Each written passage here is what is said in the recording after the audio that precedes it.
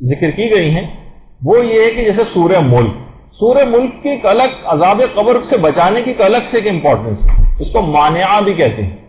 مانعہ یعنی یہ رکاوٹ ڈالے گا, عذابوں کو پہنچنے نہیں دے گا. اس کو جھگڑا کرنے والا سورہ بھی کہا جاتا ہے. یہ جھگڑا کرے گا, میں نہیں پہنچنے دوں گا, یہ مجھے پڑھا کرتا تھا, یہ آ کر عذابوں کے سامنے کھڑا ہو جائے گا اور بچائے گا.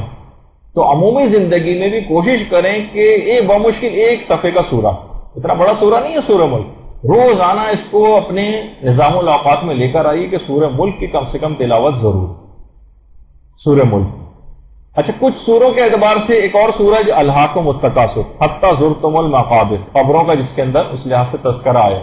اس کو روزانہ جو سونے سے پہلے پڑھے گا, اگر اس دوران سونے کے دوران مر گیا تو شہید کی موت اسے نصیب ہوتی. تو سورہ الہاکم التکاثر بھی الگ سے تحریر کر کے کفن پر اس کی بھی الگ سے ایک امپورٹنس ہے, وہ ضرور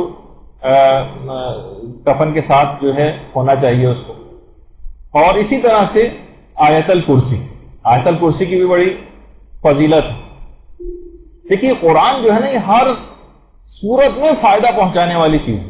اصلاً تو دیکھا جائے یہ کتاب ہدایت, اس کا فقط یہ کام نہیں کہ بس اس کو بند کر کے جو مردے کے ساتھ دفن کر دیا جائے. یہ تو زندہ افراد کے لیے کتاب ہے. ٹھیک ہے, مرنے کے بعد بھی بے پناہ فائدے ہیں, ایک ایک چیز میں فائدے پوشیدہ ہیں, تو وہ ایک الگ پہلو ہے. لیکن اصل میں اس سے ہدایت لینے والا کام اس کو بھی دماغ میں رکھنا چاہیے. لیکن پھر بھی جو شخص بھی سوروں کوشش کریں کہ زیادہ سے زیادہ سورے بھی آپ حفظ کریں.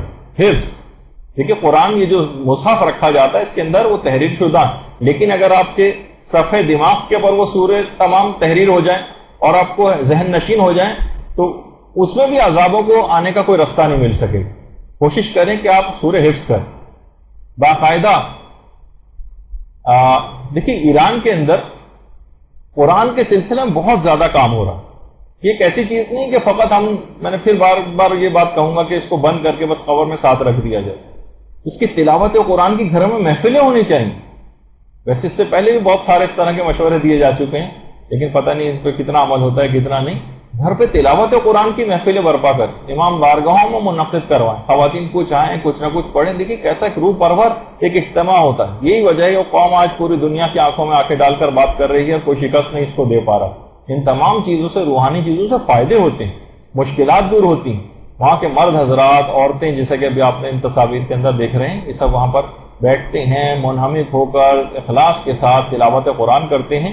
اس کا ایک اثر ہے. بعض اوقات آپ کہیں گے بھائی اور ایران میں تو ایسا نہیں ہوتا, کچھ مخصوص جگہوں پہ ہوتا, کہ بعض اوقات روایتوں میں کسی ایک شخص کی استغفار بھی پوری امت کے لیے کافی ہو جاتی ہے. بعض اوقات کچھ افراد کی گئی تلاوت سب کے لیے کافی ہو سکتی ہے. لیکن اخلاص کے ساتھ ایسی چیزوں کو برپا کرنے کی ضرورت ہے. دیکھیے کتنے پرشکوہ پروگرام جو ہے وہ وہاں پر ایران میں ہوتے ہیں اور دیگر ممالک کے اندر بھی ہوتے ہیں, لیکن ہمیں یہاں پر یہ سب چیزیں نظر نہیں آتی. قرآن کو قصب معطل کر کے اور بالکل طاق کے اوپر جو ہے وہ رکھ دیا گیا ہے کہ کئی سیڑھیاں لگا کے ہم اس کو نیچے اتارنا پڑتا. یہ قرآن کے ساتھ سلوک نہیں ہونا چاہیے. عراق کے اندر بھی دیکھیں, وہاں پر بھی اس طرح سے تلاوت قرآن کی محافل, پرشکوہ محافل, روحانیات سے بھرپور محافل وہاں پر تشکیل پاتی کہ انسان کے جن کو دیکھ کے اس کی روح جو ہے وہ باغ باغ ہو جائے. اس طرح کی تمام چیزیں یہ ان کو اپنے یہاں پاکستان میں بھی ہمیں اپنے علاقوں میں رائج کرنے کی کوشش کرنی چاہیے, جس کے اندر بچے بھی شامل ہوتے ہیں, چھوٹی عمر کی جو ہے وہ لڑکیاں وہ بھی اس کے اندر شامل ہوتی ہیں. تو یہ سب چیزیں اس طرح کی. اب آپ دیکھیں جب یہ سب ہوگا تو پھر قوم پہ جتنے مشکل اوقات ہیں وہ سب آرام سے آ کر گزر جائیں گے. حتیٰ کہ لوگ اپنے فارغ اوقات کو جو ٹرینوں میں بسوں میں سفر کر رہے ہوتے ہیں اس میں بھی تلاوت قرآن کرتے ہوئے جا رہے ہوتے ہیں. ہمارے یہاں کوئی ڈائجسٹ پڑھتا ہوا مثلا جا رہا ہے, کوئی فلمی رسالہ پڑھتا ہوا جا رہا ہے, اور وہ بھی پڑھنے کی اب تو کیونکہ پڑھنے سے بالکل ہی ایورجن ایک ایسی ہو گئی ہے تو اس کو بھی لوگ نہیں پڑھتے, لیکن اس سفر کو بھی کیوں اپنے اس ٹائم کو ضائع کریں, اس میں بھی تلاوت قرآن کرتے ہوئے اس انداز سے جاتے ہیں. اور یہ اتنی فائدہ پہنچانے والی چیز ہے, اتنی فائدہ پہنچانے والی چیز ہے کہ باقاعدہ ہی کراچی کے قبرستان کہا جاتا ہے کہ خاتون کی قبر ایک قبرستان میں کہ جس میں سے بہترین خوشبو وہاں قبر میں سے نکلتی تھی. جب اللہم صلی علی محمد تحقیق کی گئی تو پتہ چلا کہ ایک حافظ قرآن کی قبر ہے, اس میں سے یہ خوشبو آتی. کتنے افراد ایسے کہ جنہوں نے باقاعدہ تلاوت قرآن کی بہت سی قبروں سے آوازیں سنی، تلاوت قرآن بند قبر سے تلاوت قرآن کی آواز آ رہی.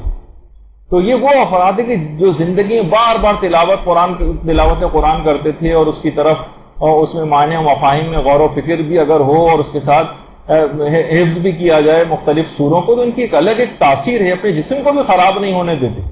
اور جو وہاں اس دنیا میں اس کا عادی تھا وہ قبر میں بھی اس کا عادی ہوتا ہے. باقاعدہ گورکن سید علی حسن جو یہاں کی مقامی قبرستان کا گورکن، اس نے بہت سارے اس طرح کے واقعات جو ہیں وہ بتائے.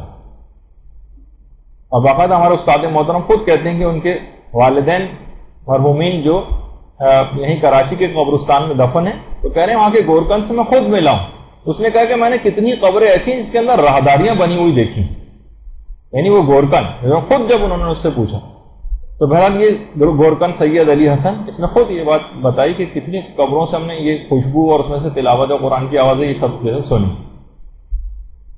تو اور ایران میں جیسا ابھی میں ذکر کر رہا تھا قرآن کے سلسلے کا جو کام ہے وہ اتنا ہے کہ قرآن پچھلے سال ہی اتنی زیادہ وہاں پہ قرآن پہ کام کرنے والی شخصیات ہیں کہ ان میں سے جو ایکسٹرا آرڈنری جنہوں نے قرآن کے اوپر کام کیا وہ بھی ہزاروں کی تعداد میں شخصیات تھی.